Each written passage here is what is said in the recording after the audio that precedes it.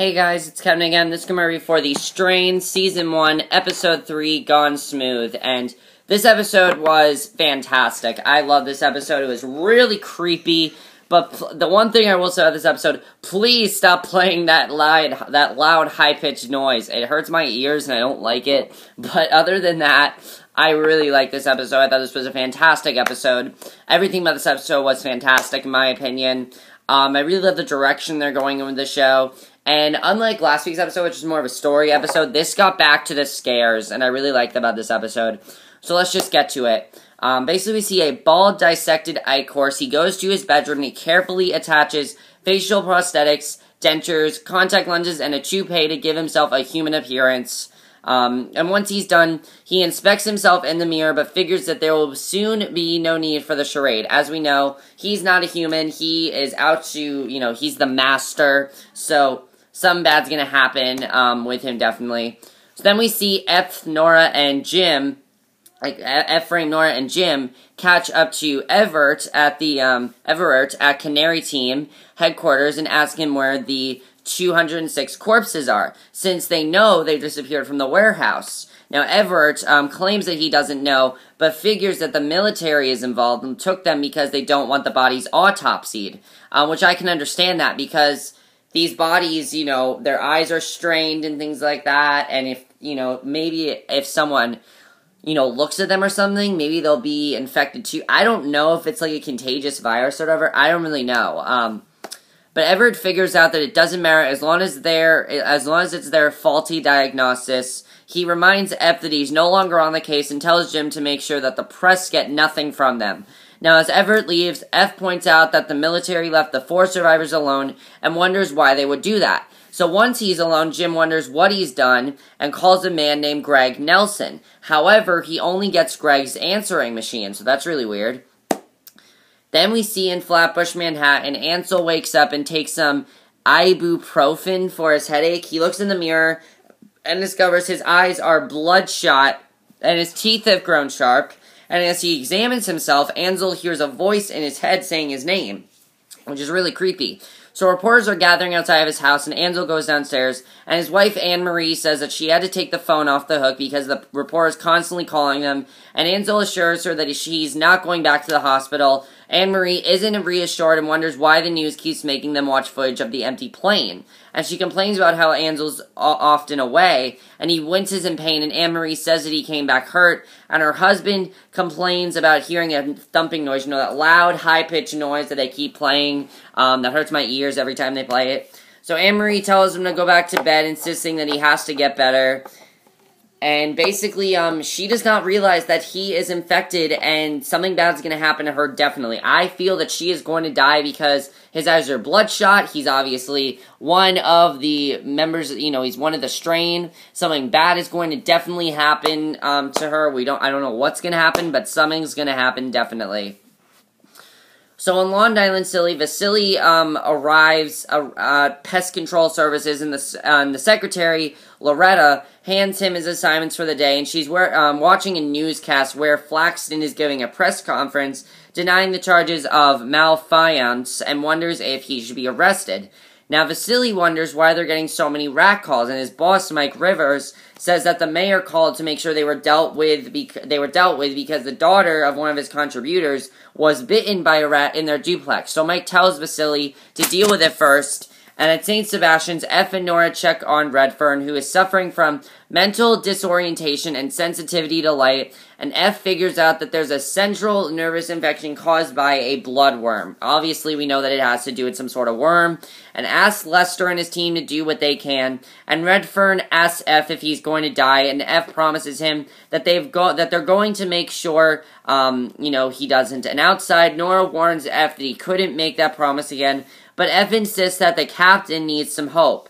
So she tells him to go to his custody hearing, and Eph agrees, and tells her to check on the health of the other survivors. Now, before Eph goes, Nora says she wants to talk to Abraham and Eph, and Eph casually agrees. Abraham, of course, is the guy that's kind of done all this. So Jim goes to Stoneheart and asks to see Greg, and Eichhorst says that Greg couldn't make it and confirms that he's with the Canary team. He knows about the box and reminds Jim that he left it through the airport security perimeter, And basically, because of that, because of him leaving it through there, he gives Jim the rest of the money that Greg promised him, and Jim asks what was in the box and what happened to the corpses. He threatens to go to the police if he doesn't get answers, and Eichhorst comments that he must love his wife, Sylvia, very much to break the law and in return for money to pay for her treatment. So he notes that Stoneheart runs a research facility and can make sure Sylvia is accepted for the trials or refused. Now, after a moment, Jim insists that he's only doing it to pay for his treatment and take the money. So Eichhorst says that he's only confident that they can rely now on his services and tells him that he has 2 bosses now. Which is, very interesting. So at the court in Kew Gardens, the judge hears Abraham's case and asks why he was at the airport. And as Nora's watches, Abraham claims that he was confused because of his age and points out that he came there after the concentration camps were liberated. And the judge takes out the sword cane and points out that it's a concealed weapon. And Abraham says that it's an antique and he only used it for mobility. He promises to have the blade removed and melted, and the judge dismisses the case. So, outside, Nora approaches Abraham and introduces herself to him, and he knows that the bodies have disappeared, and he tells Nora that he knows where the bodies are going, but warns that it may be too late, because as we know, the bodies, they don't want to autopsy them, so they don't know where they're going, but Abraham does know where they're going. So when Nora wonders what they can do, Abraham tells her to use the passenger manifest to find everybody and destroy it, and anyone in contact with them. She hesitates, and Abraham says that she's not ready to do what's willing to be done, and walks off. She doesn't know if it's the right thing to do, but that's what needs to happen, basically, if they want to stop this virus, basically. So, at the custody hearing, the judge questions Zach, and I thought this was actually a very good scene. As we know, Eph and his wife, Kelly, are getting divorced, and basically he wants, the judge is asking Zach what he thinks is the best solution would be concerning custody and visitation rights. And he said that what would be best for him is if Eph could visit him once or twice a month because he has such an important job, and Eph tries to speak up in favor of joint custody, but the judge overrides him, and Zach insists that he wants what is best for his dad, and afterwards Eph reads the paper outlining his visitation rights and throws it away. So Kelly comes over and she's not really happy. She asks if he's okay, and Eph glances over at Zach and Matt, and he wonders how Zach doesn't know that he's the most important thing to him. And Kelly says that Zach needs to save it. She assures Eph that he can see Zach anytime he gives her adequate notice, but he accuses her of gloating. And Kelly insists that Zach spoke from his heart and did what he thought was best for his father, and goes back to her son. He's pretty sure, though, that he did what she told him to say, pretty much. But that's not really true. So Gabriel's at the theater watching his band rehearse, and when Ruby suggests that to try again, Gabriel says it's not going to happen. His manager says that he needs to focus, but Gabriel says that he's sick and there won't be any concert. So Eph then goes to the Arnott house and he finds the door open, and no one responds to his calls because obviously that's Emma and her dad's house, and then Emma killed her dad, obviously. So Eph finds Emma's brooch pin on the table. He checks out the bathroom, finds a tub filled with bloody water and loose human hairs. And Eph continues his search and hears a door closing. And before he can investigate, Nora calls and tells him that something is up. And now as Eph leaves, Emma watches from the shadows. And in Manhattan, Vasily goes into the duplex with the first rat report. The mayor's constable, Foster, says that there was a rat on his daughter's pillow, and it bit her, and wants it found and killed. Now, Vasily talks to the daughter, Barclay, and assures her that he's been bitten several times and knows what she's going through. He enters her bedroom, finds a candy bar wrapper on the table. A minute later, he comes out and has Foster hold the bag holding the still living rat. And Vasily has Foster hold the bag holding, Vasily notices that Foster is smoking a cumin and says that rats are like cigars. The duplex was built over an old cigar factory and has changed several times in the last 7 years. And Vasily notices dozens of rats running, probably one of the creepiest scenes so far. He notices dozens of rats running by, follows them to a nearby river, and hundreds more are pouring out of a sewer pipe. So in Greenpoint, Jim returns home and calls to his wife Sylvia, and she tells him that there was a clerical error, and they're accepting her into the into the cancer drug trials after all. Now, Jim hugs her, and Sylvia says that he was right, and good things happen to good people. So that was definitely a nice scene. It was good to see that something good actually happened to someone, where most times on the show bad things are happening. It was actually nice to see something good happening. So Ansel is then looking out the window, and at the reporters, when his dog Gertie starts growling at him, when he approaches the dog, it backs away, and Ansel clutches at his ears, and then goes to the refrigerator, takes out a pan holding some bloody raw meat, and the voice in his head is telling him to drink. This was a very creepy scene. The voice in his head's like, it's like, drink. It was really creepy to watch. So after a moment, Ansel pours the blood into his mouth, and Anne-Marie comes in, stares at him in shock, and Ansel wipes the blood off of his face and walks out. Now, Anne-Marie is obviously shocked at this, and something bad's gonna happen to her, definitely. I know something bad's gonna happen to her. I don't know what exactly, but something bad's definitely gonna happen to her. So, Gabriel then calls in to his personal physician, Dr. Box, and says he's hearing voices calling his name. Obviously, we know that Gabriel is infected. He doesn't know this yet, though. Gabriel doesn't actually realize what's happening to him. Now, Box prescribes several drugs to him and asks if there's anything else, and Gabriel opens his robe, and horrified, Box says he needs to go to the hospital immediately. We don't know what happened exactly. Gabriel insists that he do something, but that the news won't get out. We don't actually know what's going on. We find out later.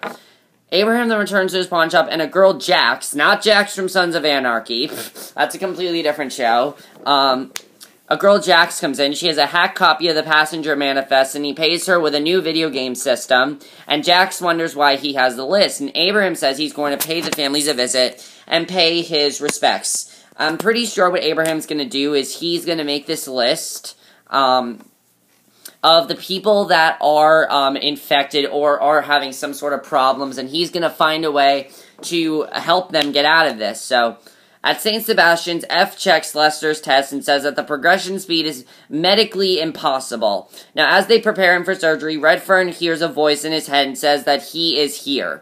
Of course, you know, that he is here thing again, which, of course, he is the master. Now, Nora scans him with a UV light and confirms that the worms have spread through Redfern's entire body. And, yeah, that was definitely very interesting. So, at home, Zach is rewatching F's press conference at the airport when he hears someone downstairs. He goes to investigate and finds Kelly on the porch, going through a photo album, crying. She hastily puts it away, and Zach comes down. She has Zach sit next to her and says that they're going to be okay. You can obviously see that she is upset at what's happened and everything, so you gotta feel bad for her. Basically, at Regis Air corporate headquarters, Flaxton is in his office drinking, and Eichhorst comes in, claims that the door was open, and he suggests that Flaxton write a note expressing his guilt and repentance. He takes the phone from his hand, and when he tries to call security, Eichhorst then takes out a gun, puts it to Flaxton's head, and forces him to shoot himself in the head. So, I knew something bad was going to happen with Eichhorst, and something bad did indeed happen. And then we get probably the creepiest, probably the most gross scene so far in the entire show. Gabriel goes to the bathroom, examines himself in the mirror. He takes out his contact lenses and discovers that his eyes are turning red. Obviously, we know that, he's turning into one of the strain. He discovers his eyes are turning red, and beneath his wig, most of his hair has fallen out, and more comes out with a gentle pull. He wipes away his makeup, discovers that the skin beneath is the same shade of white, and he's trying to go to the bathroom and basically pee, but his dick breaks off in his hand, and he flushes it away. Now, that was extremely creepy and really gross at the same time, because it's just like, honestly, it's like this virus is, like, terrible for doing that to him. So yeah, that was definitely very creepy, definitely, but I really like that scene overall, because it's showing that it's getting worse and worse as it's going on. It's not going to get any better, and I think that was just a very good scene, in my opinion. I thought that scene was definitely very shocking, and this show is very good at shock factor. That's one of the best things about the show. It's very good at shock factor. So Jim arrives at St. Sebastian's, and F asks where he's been. His assistant explains that Sylvia was accepted for the cancer drug trials, and his friend congratulates him. F is summoned to the ICU unit and discovers that Doyle is gone, and the nurse says that Doyle slipped out when she turned her back, and they spread out to search the hospital. Jim goes to the basement, finds Redfern in the kitchen, calls the others. He approaches the captain, because, they were trying to find the captain, and he finds him eating blood from blood bags, and this is really creepy. Probably the creepiest scene so far. This scene literally just scared the shit out of me. It was awesome, though. Redfern lunges at Jim, slams him into the wall, starts to extend a ton from his mouth, and before he can attack, Nora arrives, and Redfern throws her across the room, casually knocking Jim aside. And as Redfern advances on Nora, Eph arrives, and Redfern tries to extend his tongue to feed on them. Nora manages to snag it with a kitchen utensil, and Eph knocks the captain out with a fire extinguisher. However, Redfern does recover in seconds and attacks Nora. Eph bashes his head with the fire extinguisher until the captain is clearly dead. So now they know exactly what is going on. They know that this is not going to be a good thing. They know that there's something out there. And it's definitely going to be interesting to see what happens next. I'm very interested to see what's going to happen next. And there's a lot to talk about, definitely. First of all, what is Abraham going to do with this list? I'm pretty sure what he is going to end up doing is he is going to go around town asking everyone, you know, who's infected, who's not, things like that. I'm pretty sure that's what he's going to end up doing because he wants to know who's infected and things like that. So that's going to be interesting. Zach and Kelly. I kind of think Kelly still has feelings for Eph. I don't know. That's just my thinking, but I think she still has feelings for Eph. I don't know. I just think she does. Gabriel. Gabriel is obviously dying from that virus. He doesn't understand what's going away. And it's going to be interesting to see what happens with him, definitely. Something bad's going to happen with him. Same with, it's the same thing with Ansel. Anne-Marie's obviously shocked, but obviously Ansel is, changing into, he's changing into one of the vampires. So that's going to be interesting to see what happens there. It was nice to see something good happen to Jim. That was definitely good for him. But I feel like something bad's going to happen to him. Now that something good's happened, something bad's going to happen, definitely. Obviously something bad's going to happen. And basically, Jim